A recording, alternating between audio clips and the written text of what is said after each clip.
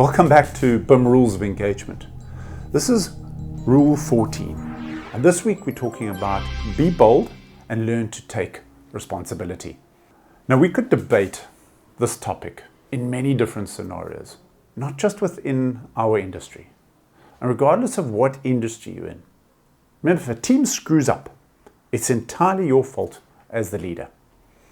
If I think back on my years during military service, where I served in special forces, as a paratrooper, we were always first to enter this unknown territory.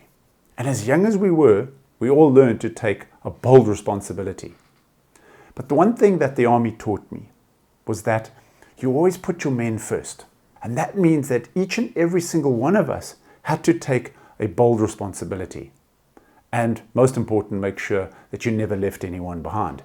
Now, just like any training exercise, or for that matter, any engagement, no project that you'll ever work on will ever be the same. In fact, for that matter, it will never be perfect. And neither will your team. And what you do have to remember is that if your team does well, they need to take the credit for that. And you can take them out, celebrate. Now, a good leader will always take the rap. I know it's easy to pass on the blame to an individual or even a team, or for that matter, even a project stakeholder as an excuse, but that doesn't work. You are the digital leader. Remember, technology is just a tool. It won't fail you. The only thing that'll fail you is the process. And if it goes bottom up, you have to manage that, and you need to take the flack for that. You develop the process. You develop the workflows. You manage them. You manage the team. Remember, it's the skill of the Indian, not the arrow. And it's so easy to say, we didn't meet our deliverable because they. Instead, you need to say, I didn't meet my targets because, and then that because has to be followed by I, never they. Now, if your boss sees that and you stand up and rather say, let's say, we didn't see or detect the clashes within the BIM model, and I take full responsibility for that. But these are the steps or the solutions that we've put in place to make sure that that doesn't happen again. They won't see that as failure. They'll see you as a leader. Now, I met Vicki back in 2017, and to this day, she is also still passionately driving this digitization to help us improve quality as well as efficiency across the built environment. And I think if anyone understands the word bold, I think it's Vicki, who's worked in various BIM management positions at different levels of seniority. And most important of all, what I love is the fact that she promotes construction education to girls and women across our industry. My name is Vicki Reynolds, and I am currently the Chief Technology Officer for i3PT certification. However, my background in construction is firmly rooted in BIM and information management, and I've held many roles from document control to BIM management and digital consultancy across several high-profile projects in the UK. I'm also an active member of the digital construction community, both locally and globally.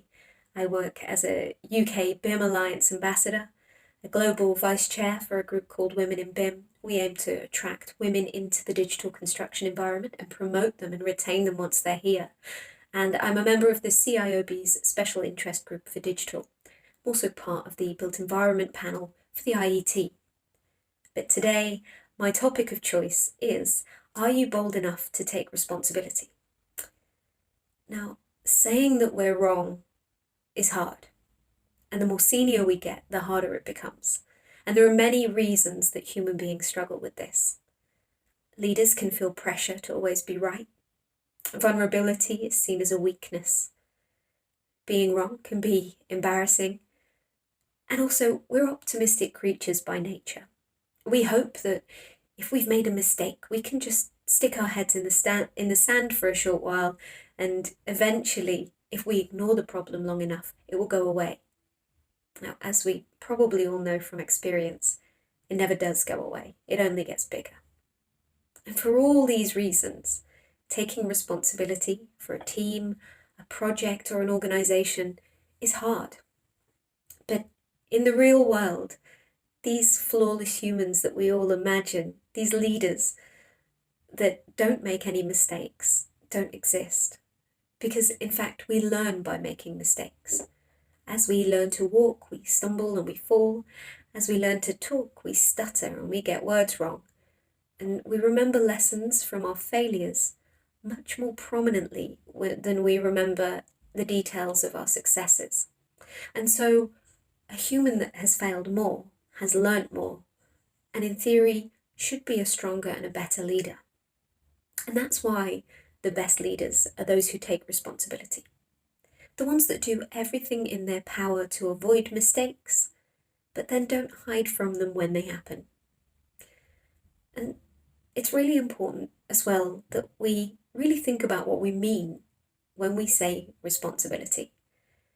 As well as not being afraid to learn and evolve from our mistakes, a responsible leader must truly understand what it means to be responsible.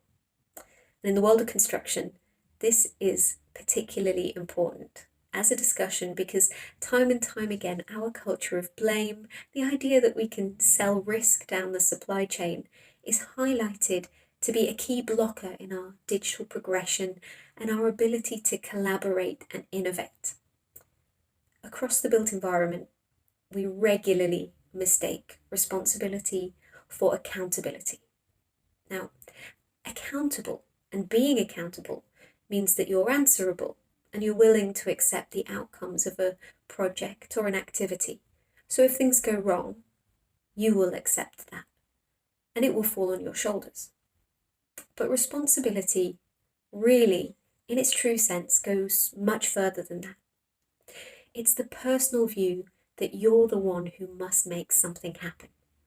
So accountability would be checking all the right boxes, hitting the minimum requirements, and delivering a project in your own name. Whereas responsibility is doing the right thing, even when it's not necessarily the easiest thing to do.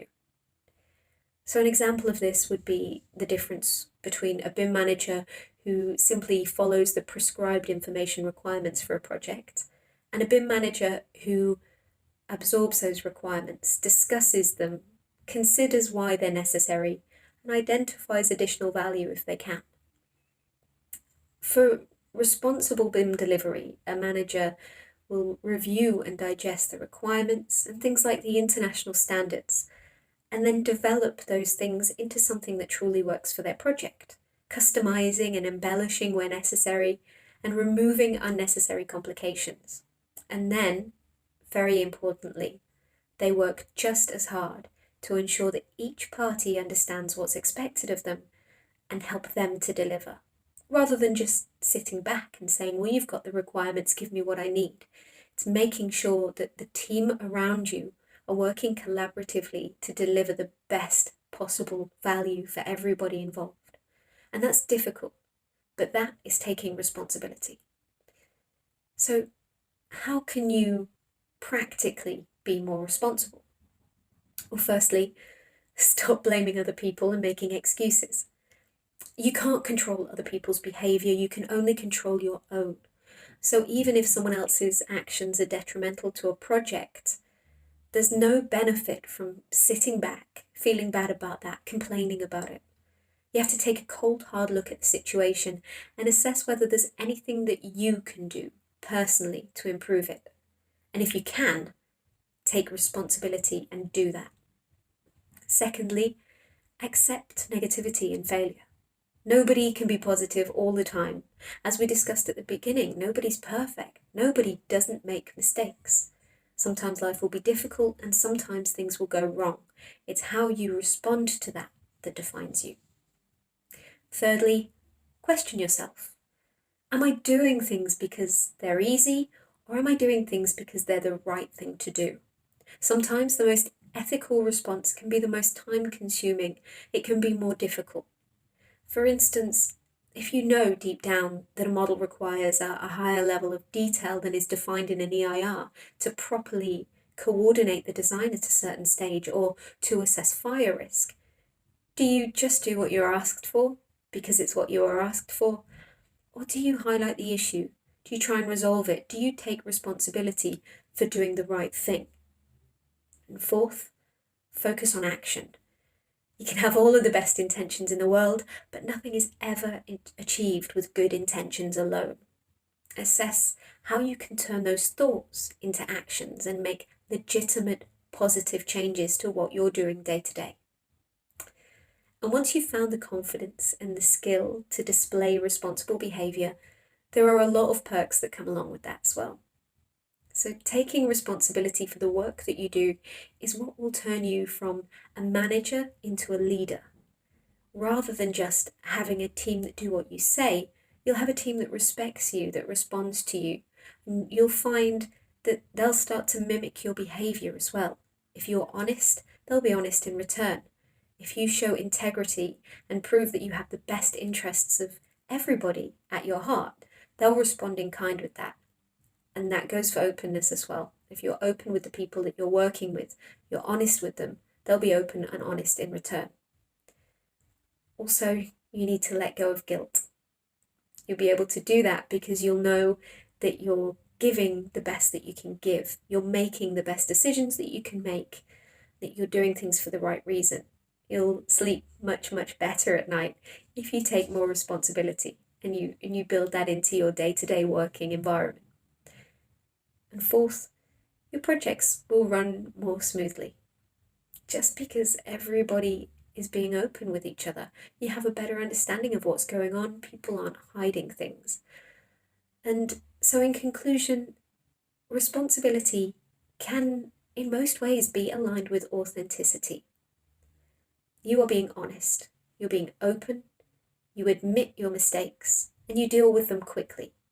And most importantly, you learn from them and you improve. You do the right thing, not the easy thing.